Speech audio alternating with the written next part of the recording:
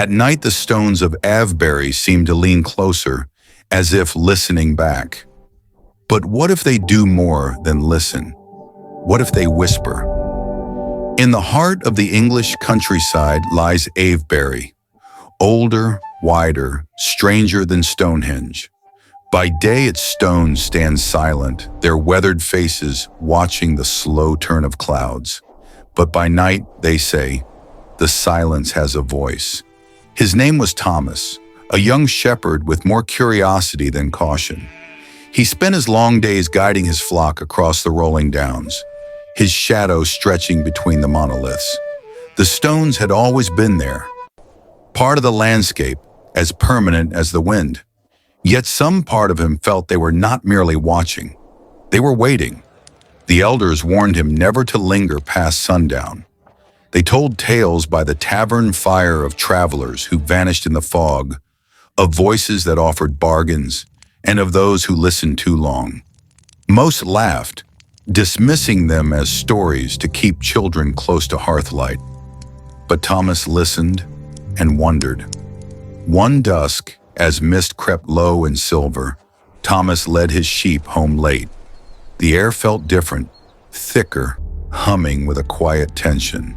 He paused near the largest stone, its surface etched by centuries of rain and time. For a heartbeat, he thought he heard a sigh, not from the wind, but from the stone itself. He shook his head, smiling nervously, and carried on. Yet that night, as he lay in bed, he dreamed of voices circling him, soft and indistinct, like memories trying to remember themselves. The second night, the moon was a thin silver sliver. The world felt smaller somehow, as though the sky had drawn nearer. He walked again to the circle, drawn by something unnamed. There in the stillness, he heard it, a murmur, faint as wind through grass. He turned. His flock was still. The air had no breeze. And yet, something was whispering. The stones seemed closer than before. He ran home, but the whisper followed him, even into his dreams. Not in words, but in the low hum of meaning that slipped just beneath his thoughts. When he awoke, he felt lighter, as though a piece of his mind had drifted somewhere else. On the third night, he did not run. He stepped closer. Each stone seemed to hum softly, like bees in summer. The air around him shimmered and the mist twisted like breath. He reached the circle's heart, and the whisper became a voice, cold, patient, and older than time. Ask, it said, and Thomas asked. He asked where the mist led. He asked where the lost lambs had gone. He asked about the girl he secretly loved, Ilara, who braided her hair with wildflowers and sang to her father's sheep. And the stones answered, but each answer came with a price. They took his memories in trade. First a summer day playing by the brook, gone like smoke. Then the sound of his mother's lullaby, gone. Then the memory of his own laughter. With every loss, the stones revealed more. Secret paths through the marsh, warnings of coming storms, knowledge no man should hold. And when it was done, the circle fell silent again, as if nothing had ever happened. Thomas returned to the village at dawn. The people stepped aside when they saw him. His eyes looked older, as though he'd lived a dozen winters in a single night. He spoke softly and never about what he had seen, yet his words carried weight.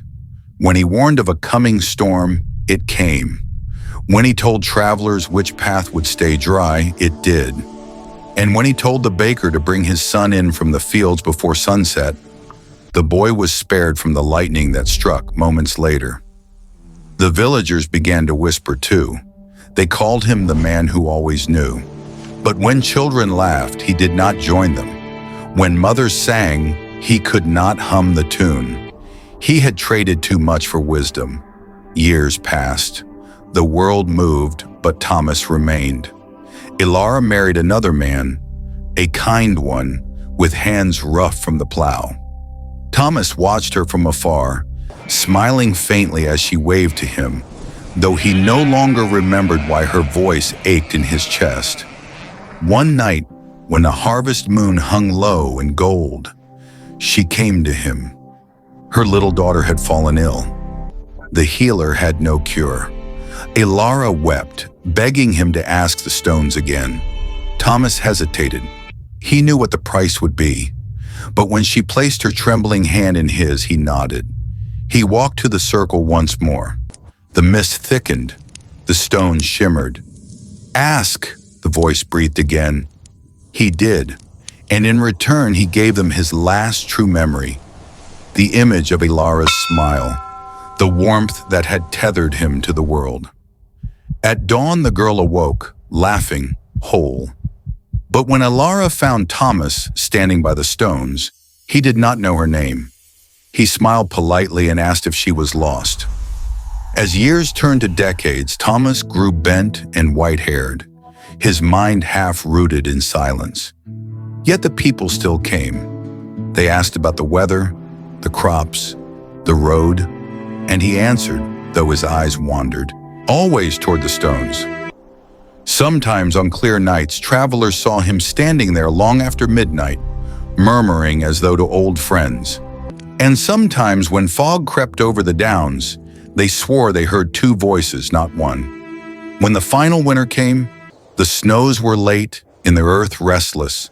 Thomas knew it before anyone else. He gathered his cloak, his staff, and walked once more to the circle.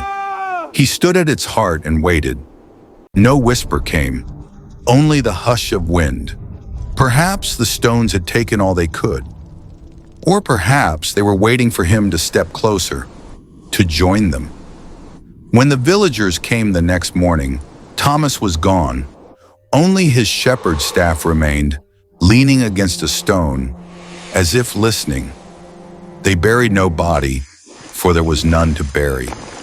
But on nights when the moon was thin and the mist lay low, travelers began to see a figure among the stones, an old shepherd, white-haired, silent, watching. Some said it was his ghost. Others said it was the stones remembering him. But the oldest among them whispered that Thomas had not died at all. He had simply become part of what he'd always listened to.